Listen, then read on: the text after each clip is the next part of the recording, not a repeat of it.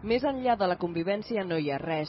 Aquesta màxima ha acompanyat el secretari per a la Immigració de la Generalitat, Oriol Amorós, i el tinent d'alcalde d'Acció Social i Drets Civils, Isaac Albert, en el seu recorregut per escoles, associacions de veïns i serveis de la ciutat. Així, el CEI Mare de Déu de Montserrat segueix un projecte educatiu pioner que, segons han explicat, és referència i model per a experts nacionals i internacionals.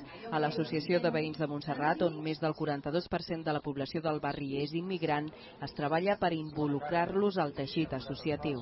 I al Centre Cívic Montserrat Roig s'ha ubicat el servei d'informació i orientació a les persones nouvingudes perquè tothom conegui els seus drets i deures, els serveis que ofereix la ciutat i on trobar-los.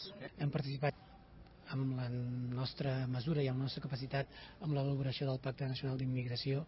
Ens hem sentit molt escoltats. Jo crec que nosaltres aquí estem fent una molt bona feina, igual que està fent una molt bona feina la Generalitat de Catalunya. En temes com és el tema de la immigració, les administracions hem d'anar junts, i jo crec que aquesta és la mostra més clara que és així.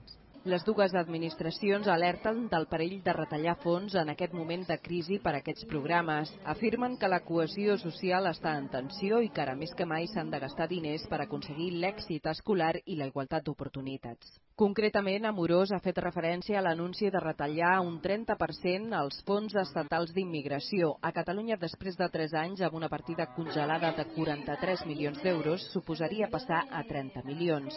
Albert ha afegit que l'Ajuntament de Terrassa pensa posicionar-se aquest dijous al ple perquè l'Estat reconsideri aquesta decisió. Aquests fons es destinen a escoles, al món local i a projectes i programes concrets.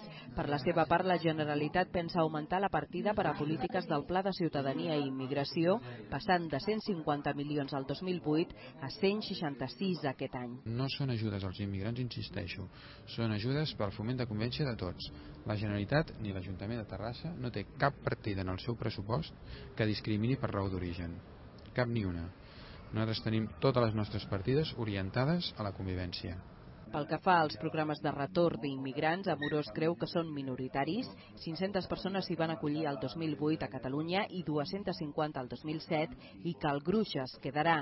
Per aquest motiu no es poden retallar ni les ajudes ni les polítiques.